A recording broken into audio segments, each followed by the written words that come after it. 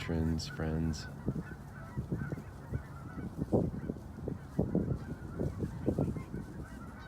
Just want to invite you to just take a couple deep breaths wherever you are. Bring yourself here.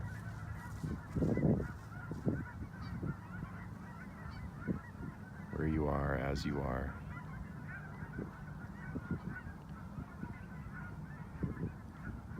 This is just a video reflection on the holiday of Thanksgiving. I've titled this just invitation, Giving Thanks and Thanksgiving Mourning, Mourning. This will be a mix of guided silence, reflection. I'm going to offer 2 readings, both from Native Indigenous writers, and just some different things to hold space for today.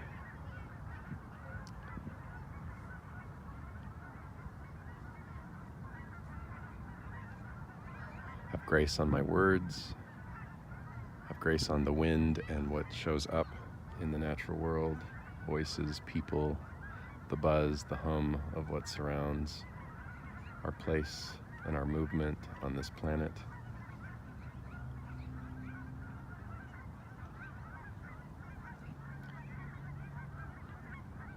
I carry with me so closely words from a teacher, Richard Rohr, Franciscan teacher from New Mexico, and his words: go into relationship with what you desire to know. Go into relationship with what you desire to know.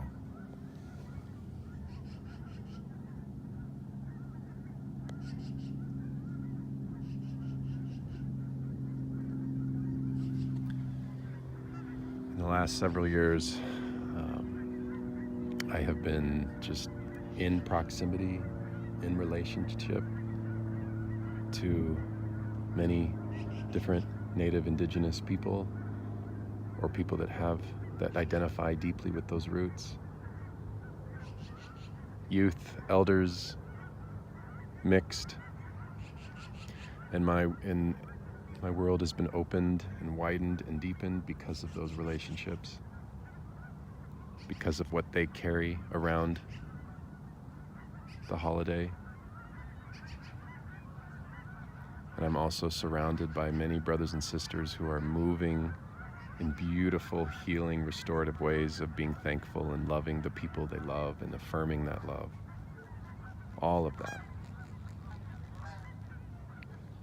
And so I have 2 candles that I tried lighting, but the wind kept blowing them out. So I'm having them here as symbolism. And so if you have 2 candles, feel invited to just put them in front of you or near you and light them as I am using them. 1 candle as an honoring of and a just inviting the sacredness, the story, the heartbeat, the ancestral vibration coming through Native Indigenous people in the United States of America specifically on this day, and just literally holding space and learning and being more and more open to fumbling around that relationship, but honoring it. And the second candle being this field of moving forward, moving into more love, into more gentle human connecting, into more listening, into more being with people who are different than we are, and learning from them, drawing from them, moving with their stories, and also moving and loving and honoring those that we love so dear, the people that are closest to us, the people that give to us, the people that we give to, all the beings that we share this journey with. So my first reading is something that was written by a woman named Jacqueline Keeler. And Jacqueline is a member of the Dineh Nation in the Yankton Dakota Sioux. She works with the American Indian Child Resource Center in California. And it's noted here that unlike some of her native peers, Keeler celebrates Thanksgiving. And unlike most non-Native Americans, she does so through a distinctly indigenous lens. So I'm going to read this for us. We'll have a little bit of silence after I read it. And then I will be reading after that from the Book of Ceremonies, A Native Way of Honoring and Living the Sacred by Gabriel Horn, another Native writer. So take a couple deep breaths, just be open, be in a place of receiving.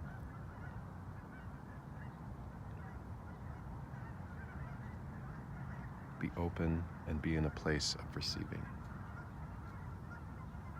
A place of learning, a place of drawing from, not a place of defense, not a place of reaction, not a place of holding on.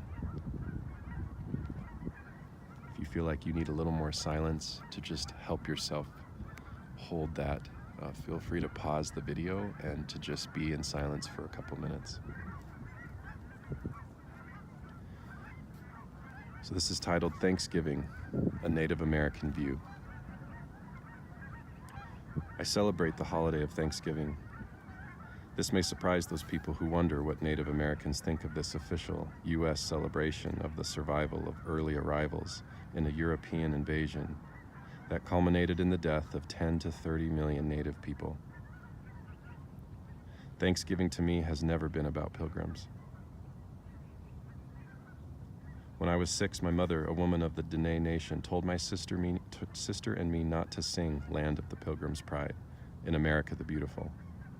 Our people, she said, had been here much longer and taken much better care of the land. We were to sing Land of the Indian's Pride instead. I was proud to sing the new lyrics in school, but I sang softly. It was enough for me to know the difference. At 6, I felt I had learned something very important. As a child of a Native American family, you are part of a very select group of survivors. And I learned that my family possessed some inside knowledge of what really happened when those poor, tired masses came to our home. When the Pilgrims came to Plymouth Rock, they were poor and hungry. Half of them died within a few months from disease and hunger. When Squanto, a Wampanoag man, found them, they were in a pitiful state. He spoke English, having traveled to Europe, and took pity on them. Their English crops had failed. The native people fed them through the winter and taught them how to grow their food. These were not merely friendly Indians. They had already experienced European slave traders raiding their villages for 100 years or so, and they were very wary. But it was their way to give freely to those who had nothing. Among many of our peoples, showing that you can give without holding back is the way to earn respect. Among the Dakota, my father's people, they say, when asked to give, quote, "Are we not Dakota and alive?" unquote. It was believed that by giving, there would be enough for all, the exact opposite of the system we now find ourselves in, which is based on selling, not giving. To the Pilgrims and most English and European peoples, the Wampanoags were heathens and of the devil. They saw Squanto not as an equal, but as an instrument of their God to help his chosen people themselves. Since that initial sharing, Native American food has spread around the world. Nearly 70% of all crops grown today were originally cultivated by Native American peoples. I sometimes wonder what they ate in Europe before they met us. Spaghetti without tomatoes? Meat and potatoes without potatoes? And at the first Thanksgiving, the Wampanoags provided most of the food.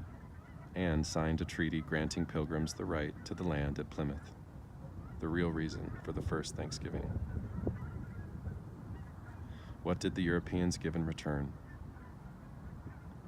With 20 years, European disease and treachery had decimated the Wampanoags. Most diseases then came from animals that Europeans had domesticated. Cowpox from cows led to smallpox, one of the great killers of our people, spread through gifts and of blankets used by infected Europeans. Some estimate that diseases accounted for a death toll reaching 90% in some Native American communities. By 1623, Mather the Elder, a pilgrim leader,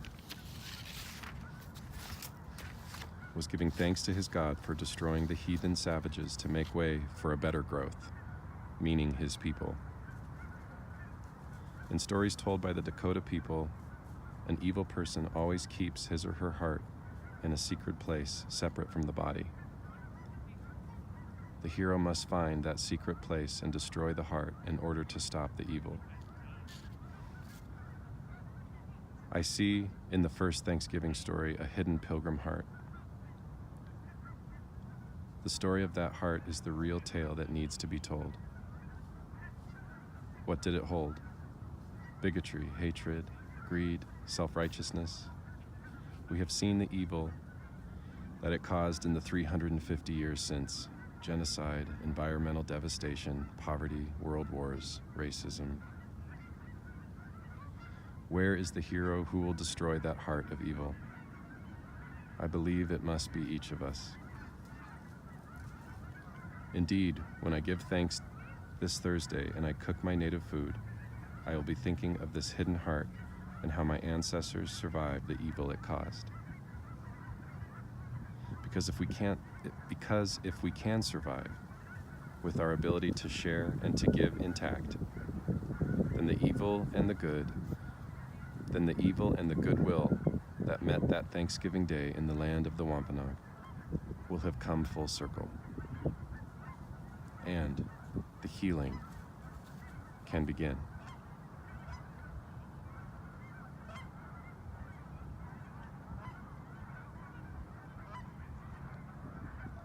So we'll just hold these words. The vantage point from the center of Jacqueline and so many others, from the center of their soil, of their earth, of their experience.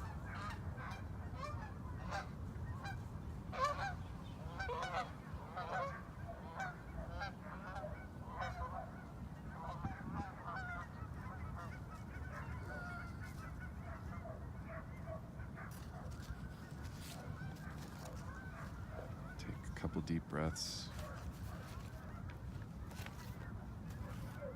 Open and available to those words today and every day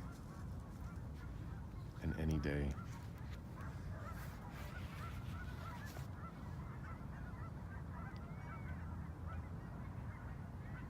So as that first candle is lit, holding space,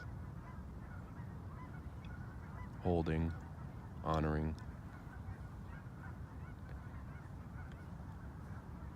I want to move us into this other reading. I'm going to show the book here, the Book of Ceremonies, Native Way of Honoring and Living the Sacred by Gabriel Horn.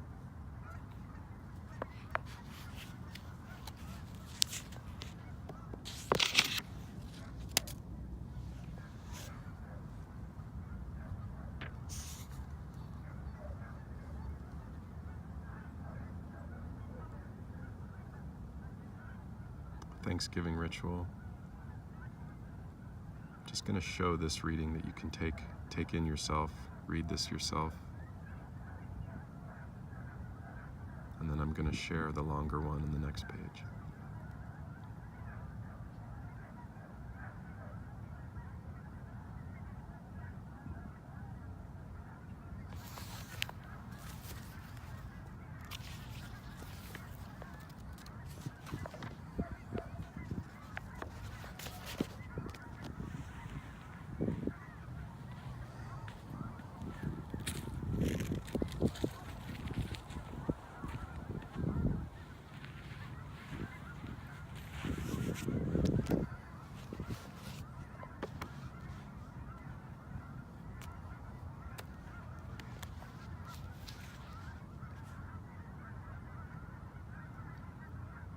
to the oceans and bays, to the currents and streams, to the quiet pools and lakes, to the fish big and small who have given of themselves that others may live, to the whales, our cetacean relatives, for the wisdom and the lessons of family they have taught us, for the gift of life they have given us, and to their cousins and our relatives, the dolphins, for the joy they have brought us, and the sense of purpose they have shown us, to the corn mother and the yellow maize, to the fruits and the berries, to the medicinal plants and trees, to the forests and the standing nations, for the shelter they provide and the air we breathe, to the animals great and small who have served for food and given unselfishly of themselves that we may live, and who have shared with us their power and their wisdom, to the birds great and small, whose feathers adorn us and serve as intercessors of our prayers, lifting our words to the heavens, to the eagle whose bold flight inspires, to the tiny insects who help keep the balance, to our Father, the sky, who protects us, and our Mother Earth.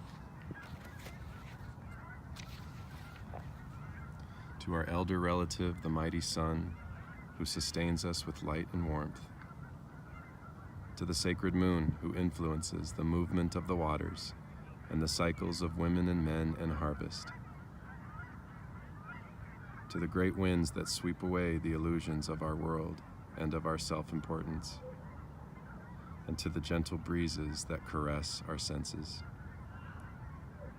To the thunder beings, to our relatives and messengers who dwell among the stars, and to the great holy mystery who exists within all things and is the life in all things, whose abundance provides all that is useful, and who is forever the source and ruler of health and life. Thank you. Thank you.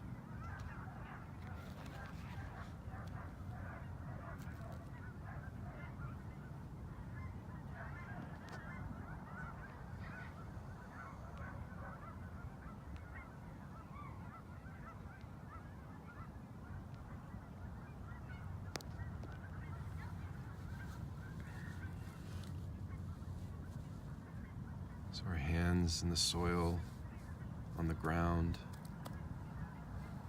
the humility of our existence, all the questions, to the love that we desire between our own interior and how we move in the world, between how we go into relationship with people and how we find gratitude and love for those that are close, so close to us, and those that we don't yet understand.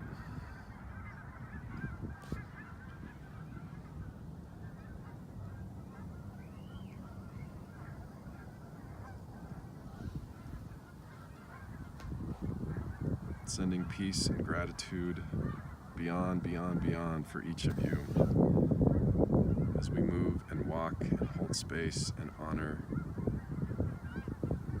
what it is to be human in our time on this soil, right where we are as we are, in the homes and apartments and shelters next to us, on our walk, in our journey towards love. Thanks, everyone. Please feel invited to share this video. I'm making it public. If it would be helpful for people in your midst, if it would be a meaningful exercise or invitation before your meals, to watch, to listen together, to hold space as in your own body as you move into a certain kind of environment today or any day, to send it to a friend. I'm also going to include the text and a photo of the book in the comment area below the post. Please reach out if there is a desire to walk or process or hold space together in this way. Peace from Denver City Park.